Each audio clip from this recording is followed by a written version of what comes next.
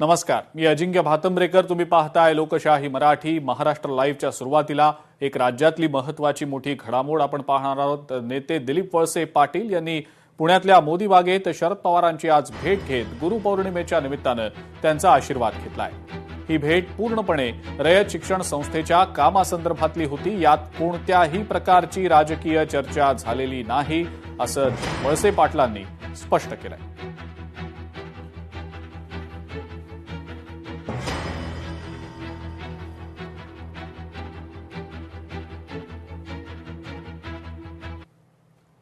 आणि यानंतर आणखीन एक महत्त्वाची मोठी बातमी.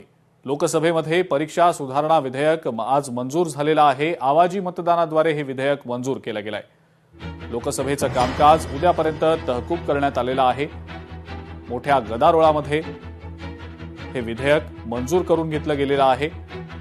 विरोधकांकडनं सातत्यानं काल आणि आज या चर्चेदरम्यान मोठा गदारोळ सुरू असल्याचं पाहायला मिळालेलं होतं आणि या गदारोळामध्येच आवाजी मतदानाद्वारे हे विधेयक मंजूर झालंय. आप किस तरीके से देखते हैं? ये कह रहे हैं फायरिंग ही नहीं हुई, मंत्री ने जो पूरा देश देख रहा है कि क्या हुआ. एक बच्चे की आंख फोड़ दी, आपने देखा, सबने देखा. एंटी पेपर जो बिल है ये अमेंडमेंट बिल है जो 2024 में ये ऑलरेडी बिल पास हो चुका है और इसमें कम से कम 101 रिकमेंडेशन थी. 2024 में पास होने के बाद भी जहां लगातार पेपर लीक हो रहे हैं, तो कहीं ना कहीं इस सिस्टम ही भारतीय जनता पार्टी ने जो बैठाया हुआ है और जो भारतीय जनता पार्टी की साठगांठ से बैठा हुआ है पूरा ध्वस्त हो चुका है. एंड ये अलाउ कर रहे हैं कि सिस्टम में जो करप्शन है वो सीप इन करे और उसकी जो जड़ें हैं वो अंदर तक फैल चुकी हैं. और मुझे नहीं लगता है कि इस तरह के कोई भी अमेंडमेंट्स लाके कोई फर्क पड़ने वाला है, क्योंकि भारतीय जनता पार्टी की जो सरकार है इनकी नीयत और नीति दोनों साफ नहीं है. और इसका जो खामियाजा है वो हमारे देश का युवा भुगत रहा है. आज लोकसभेमध्ये परीक्षा सुधारणा विधेयकासंदर्भात बोलताना राहुल गांधींनी विद्यार्थी, इडियट आणि अंधभक्त अशा 3 श्रेणी सांगितल्या.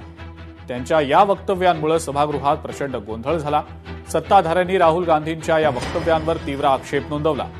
राहुल गांधींनी आपल्या मताचं समर्थन करत अंधभक्त मूर्खाला फॉलो करतात असं देखील म्हटलंय.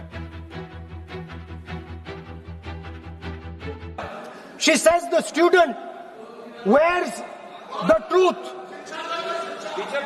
on his or her chest proudly. It's written here. And I said, what about the other type? She says the other type requires an image.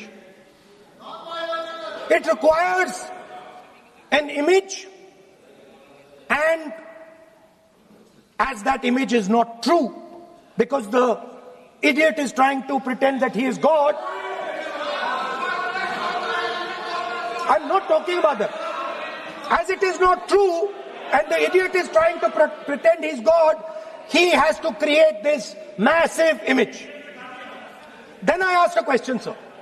मैं सोचा कि यार ये, sorry sir, मैं सोचा कि ये स्टूडेंट है और फिर ये इडियट भी है. तो मैंने उससे पूछा, एक बात बताओ, ये तीसरी कैटेगरी कहां जाती है? ये तीसरी कैटेगरी कहां जाती है? उसने कहा कौन सी तीसरी कैटेगरी? मैंने कहा अंधभक्त. इसको कहां डाला जाए? She says to me, अंधभक्त is a person who is absolutely convinced that another idiot is God. So these are the 3 categories: student, idiot, and andhbhakt who follows the idiot. Now,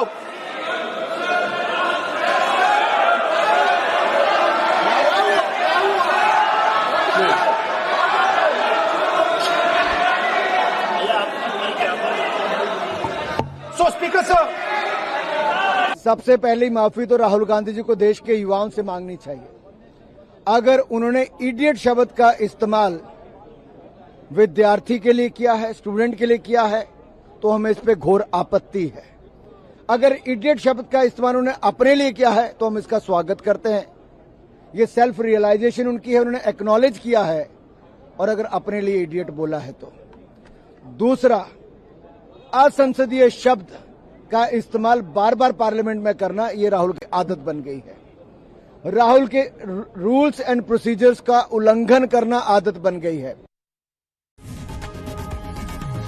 लोकशाही मराठी ऐका, पहा, जागरूक रहा।